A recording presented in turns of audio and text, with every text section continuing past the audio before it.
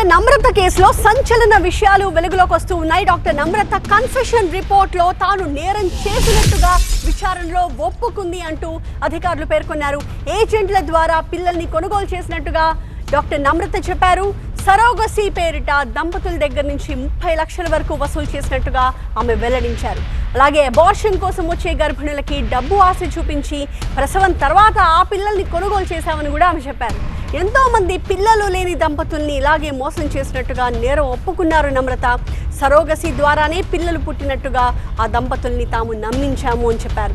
పిల్లల కొనుగోలులో సంజయ్తో పాటుగా సంతోషి అనే మహిళ కూడా కీలకంగా వ్యవహరించారంటూ డాక్టర్ నమ్రత అధికారులకు చెప్పారు. తన రెండవ కుమారుడు లీగల్గా తనకి సహకరించేవాడు అని చెప్పారు. సరోగసీ కేస్ షీట్స్ని భద్రంగా దాచిపెట్టి డబ్బు మొత్తాన్ని పలు బ్యాంకులకు బదిలీ చేసినట్టుగా డాక్టర్ నమ్రత ఒప్పుకున్నారు.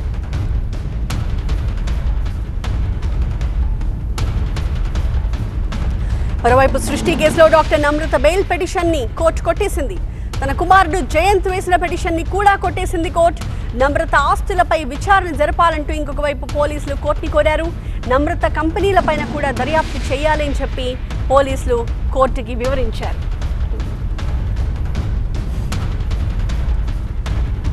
మా ప్రతినిధి విజయ్ మనకి లైవ్ లో జాయిన్ అవుతూ ఉన్నారు లేటెస్ట్ అప్డేట్స్ తో. విజయ్, డాక్టర్ నమ్రత కన్ఫెషన్ రిపోర్ట్ లో చాలా నేరాలు తాను ఏమేం చేశామని అంగీకరించారు, డీటెయిల్స్ అన్ని అధికారులకు ఇచ్చారు. బెయిల్ పిటిషన్ ఇంకొక వైపు కోర్టు కొట్టేసింది. ఇప్పుడు పోలీసులు ఇంకా ఏ కోణాల్లో విచారణ ముందుకు సాగాలని చెప్పి భావిస్తూ ఉన్నారు? రాష్ట్ర వ్యాప్తంగా తీవ్ర సంచలన సృష్టి ఫెర్టిలిటీ కేసులో డాక్టర్ నమ్రత చేసినటువంటి అరాచకాలు, ఆమె చేసినటువంటి వాటిని స్వయంగా ఆమె కన్ఫెషన్ స్టేట్మెంట్లో ఒప్పుకుంది. ప్రస్తుతం మన దగ్గర ఈ కన్ఫెషన్ స్టేట్మెంట్లో చాలా అంశాలు మెన్షన్ చేశారు. 1998లో స్టార్ట్ అయినటువంటి ఈ ఫెర్టిలిటీ సెంటర్ విజయవాడలో స్టార్ట్ అయింది. అక్కడి నుంచి వైజాగ్ నుంచి హైదరాబాద్, మొత్తం 3 బ్రాంచ్ల ద్వారా ఆమె చేసినటువంటి డీటెయిల్స్ అన్నింటినీ కూడా పోలీసులు కన్ఫెషన్ స్టేట్మెంట్ ద్వారా ఆమెకు సంబంధించి రోజు కన్ఫెషన్ స్టేట్మెంట్లో చాలా క్లియర్గా మెన్షన్ చేశారు. ఆమె విజయవాడలో ఎక్కడ చదివింది, ఆంధ్ర మెడికల్ కాలేజ్లో చదివిన తర్వాత ఆ తర్వాత పోస్ట్ గ్రాడ్యుయేషన్ కూడా ఆంధ్ర మెడికల్ కాలేజ్లో చేసింది. ఆ తర్వాత 1998లో ఆమె ఒక మెడికల్ ఫెర్టిలిటీ సెంటర్ని ఏర్పాటు చేసి దాని ద్వారా జరిగినటువంటి దందానంతా కూడా మొత్తం కూడా ఎస్టాబ్లిష్ చేసింది. అయితే దీంట్లో కొన్ని కీలక విషయాలు ఇప్పటివరకు సృష్టి కేసులో దాదాపు ఎంతమంది పిల్లలకి సంబంధించిన విషయం 80 మందికి పైగా మోసం చేసినట్టుగా చెప్పింది. దీంట్లో క్లియర్గా మెన్షన్ చేసింది ఒక్కొక్కరి దగ్గర I charge between 20 to 30 lakhs. ఒక కేసులో అయితే 50 లక్షలు కూడా తీసుకున్నట్టుగా తాను ఒప్పుకుంది. వీళ్ళందరినీ కూడా దాదాపు సరోగసీ పేరుతో మోసం చేసినటువంటి విషయం మొత్తం బయటకు వచ్చింది. దీంట్లో చాలా ఇంట్రెస్టింగ్ విషయం అంతా కూడా ఈమెకి చాలామంది సహకరించారు. ఇప్పటివరకు పోలీసులు ఎస్టాబ్లిష్ చేసినటువంటి 25 మంది కాకుండా ఈ కేసులో ఒక సూపర్వైజర్, ఒక ఫార్మసిస్టు, ఒక